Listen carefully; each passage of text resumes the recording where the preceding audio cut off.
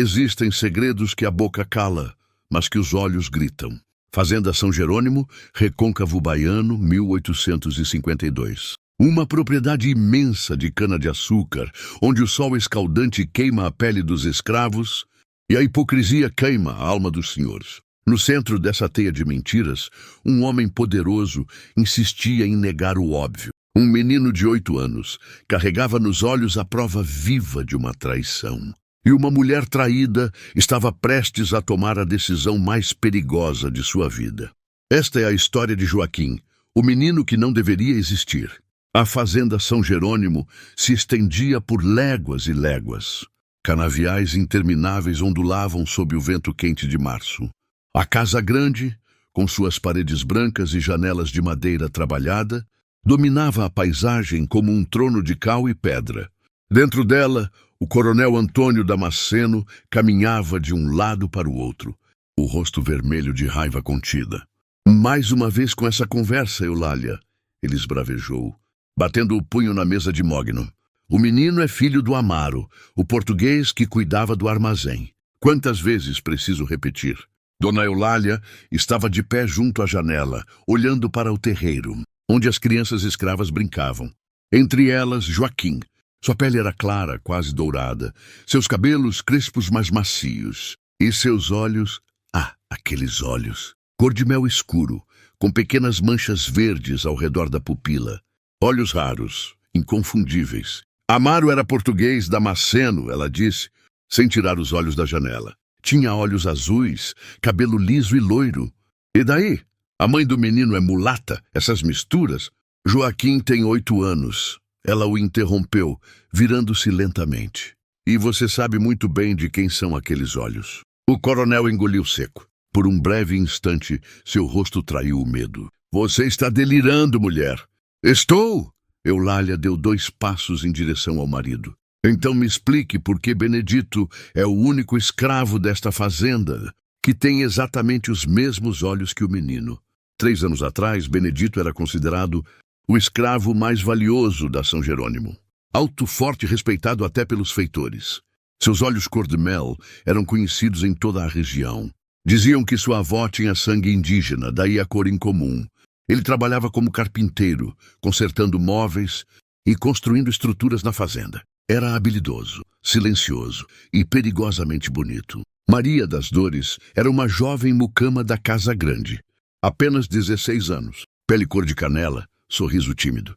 Ela servia à mesa, lavava roupas, cuidava dos aposentos, e nas tardes quentes de verão, quando o coronel cavalgava para longe, e Dona Eulália descansava em seu quarto, Maria das Dores descia até a oficina de carpintaria.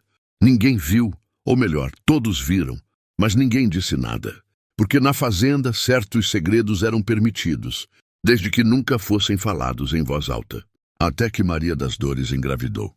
Quando a barriga de Maria começou a aparecer, o pânico tomou conta da senzala.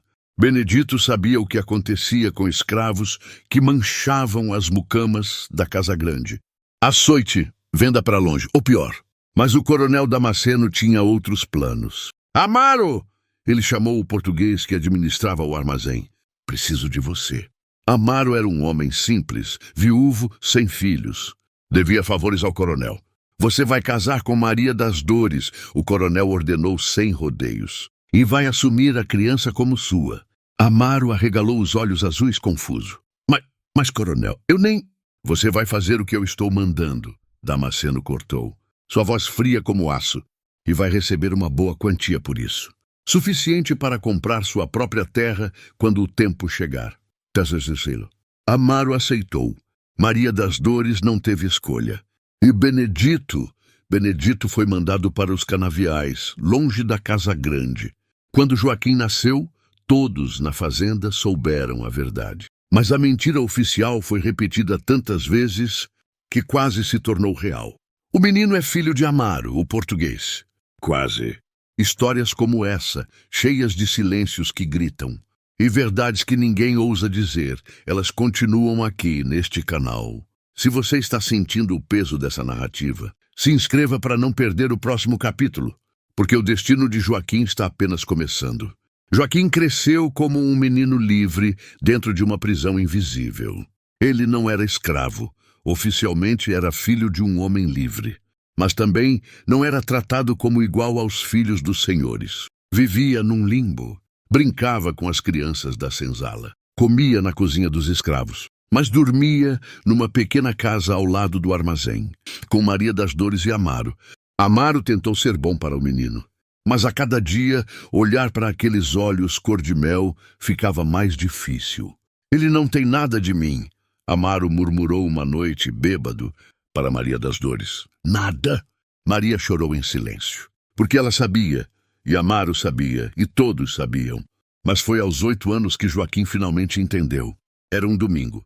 Joaquim estava correndo pelo terreiro quando tropeçou e caiu. Ralando o joelho, ele começou a chorar. De longe, Benedito ouviu. Sem pensar, largou a ferramenta e correu até o menino. Calma, calma, ele disse ajoelhando-se. Deixa eu ver. Joaquim ergueu os olhos ainda cheios de lágrimas. E naquele momento, o mundo parou. Os olhos de Benedito encontraram os olhos de Joaquim. Gordmel, manchas verdes, idênticos. Joaquim piscou, confuso. Ele nunca tinha reparado antes. Mas agora ele via. Você tem olhos iguais aos meus, o menino sussurrou. Benedito congelou. Sua mão tremeu sobre o joelho ralado do menino. Ele murmurou a voz rouca. Somos parecidos. Por quê? Benedito não respondeu. Apenas limpou o sangue do joelho de Joaquim com a barra da própria camisa. Levantou-se e voltou para o trabalho sem dizer mais nada. Mas naquele dia algo mudou. Joaquim começou a observar, a comparar, a perguntar. E Dona Eulália viu tudo da janela da casa grande. Dona Eulália não era tola. Ela tinha 28 anos quando descobriu a farsa. Tinha se casado com o coronel aos 16, cheia de sonhos. Agora, 12 anos depois, tudo o que restava era a amargura. Ela nunca teve filhos. Os médicos diziam que o problema era dela. Damasceno nunca a culpou abertamente, mas também nunca a defendeu quando as tias e primas sussurravam nas festas. E agora havia um menino correndo pelo terreiro. Um menino que carregava o sangue do marido dela. Não dela, de outra mulher. Você me enganou, ela disse naquela noite na sala de jantar. Damasceno nem ergueu os olhos do prato. Do que você está falando? Joaquim. O coronel largou o garfo, lentamente. Eulália. Não minta para mim, ela sibilou, a voz baixa, mas cortante. Eu vi você olhando para aquele menino. Eu vi você evitando Benedito. Eu vi tudo. Damasceno respirou fundo. Quando falou, sua voz era cansada. Foi um erro, uma fraqueza. Mas eu fiz o que tinha que fazer. O menino está sendo criado como filho de Amaro. Ninguém precisa saber de nada. Todos já sabem. Eulália se levantou da mesa tremendo de raiva. Todos nesta fazenda sabem que você teve um filho com uma escrava. E eu fui feita de tola. Eulália, por favor, não toque em mim. Ela saiu da sala. E naquela noite, deitada sozinha em seu quarto, Dona Eulália tomou uma decisão. Se o coronel podia ter um filho fora do casamento, ela também podia fazer suas escolhas. Mas sua vingança seria diferente, seria calculada, seria justa. Neste ponto da história, você já percebeu que não estamos apenas contando um drama do passado. Estamos falando de escolhas, de silêncio, de verdades que sangram através dos olhos. Se você está preso nessa narrativa, inscreva-se no canal, porque o que Dona Eulália fará a seguir mudará tudo. Dona Eulália não agiu por impulso. Ela esperou, observou, planejou. Primeiro ela começou a tratar Joaquim com gentileza. Chamava o menino para o alpendre da casa grande. Oferecia doces, perguntava sobre os estudos. Maria das Dores ficava nervosa. Amaro desconfiado. Mas Joaquim era apenas uma criança. Ele gostava da atenção. Você é um menino esperto, Joaquim, Eulália dizia sorrindo. Merece mais do que essa vida aqui. Eu gosto daqui, Dona Eulália, ele respondia inocente. Mas você poderia estudar, viajar, conhecer o mundo.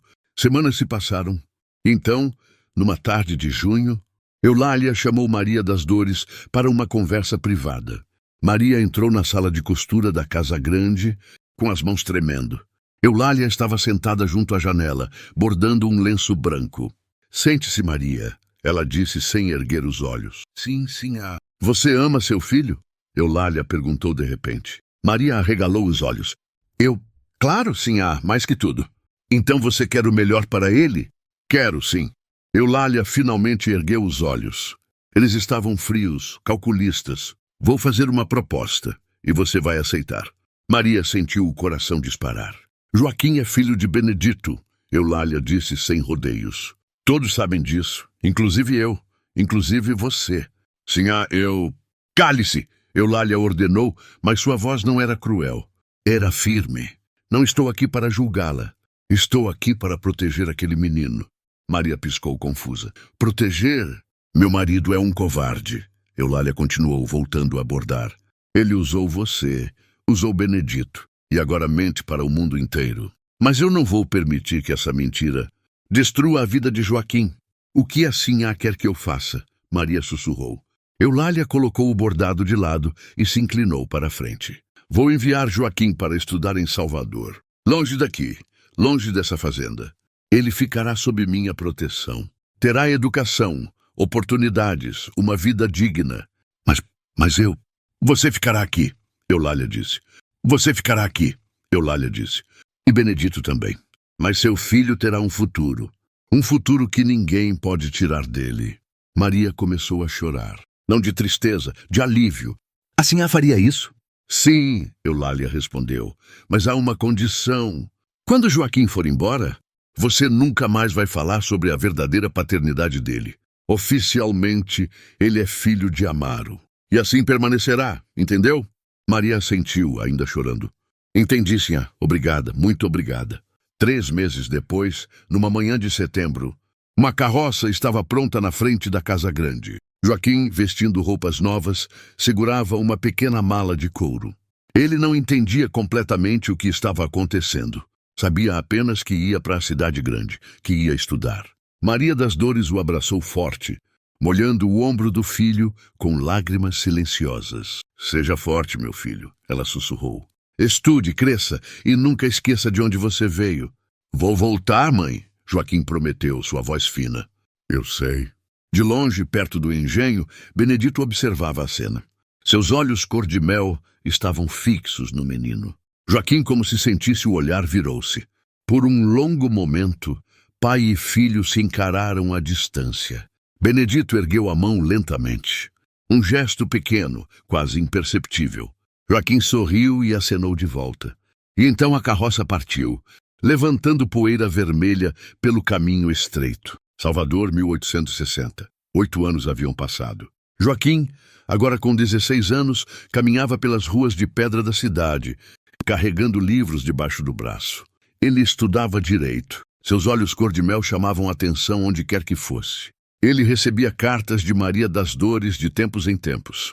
Notícias da fazenda. Mas ela nunca mencionava Benedito. Até que uma carta diferente chegou. Meu filho, preciso te contar algo que sempre soube, mas nunca tive coragem de dizer. Amaro não é seu pai. Seu pai é Benedito, e ele nunca esqueceu de você. Joaquim leu a carta 3 vezes. Depois, guardou-a dentro de um livro e continuou sua vida. Mas algo mudou dentro dele. Uma certeza, uma paz. Ele sempre soube. Desde aquele dia no terreiro, quando viu seus olhos refletidos nos olhos de Benedito. Agora, finalmente, a verdade tinha nome. 2 anos depois, Joaquim voltou à fazenda São Jerônimo. Não como um menino mulato de olhos estranhos, mas como um jovem advogado, formado, respeitado. Dona Eulália o recebeu no alpendre da casa grande com um sorriso cansado. Você cresceu, menino, ela disse. Graças à senhora, Joaquim respondeu, beijando a mão dela. Não me agradeça. Apenas viva bem, é tudo o que eu queria. Joaquim desceu até o engenho. Benedito estava lá, mais velho, os cabelos grisalhos. Mas os olhos continuavam os mesmos. Pai e filho se encararam. Vim te agradecer, Joaquim disse, a voz firme. Benedito não respondeu. Apenas assentiu, os olhos brilhando. Porque às vezes as palavras não são necessárias. Os olhos dizem tudo. Esta é a história de Joaquim, de Benedito. De uma verdade que ninguém ousava dizer, mas que todos viam. porque há segredos que a boca cala, mas os olhos nunca mentem. Se essa história tocou seu coração, inscreva-se no canal. Deixe um like, comente o que você sentiu e fique atento, porque mais histórias como essa, cheias de emoção, verdade e redenção, estão chegando. Nos vemos na próxima.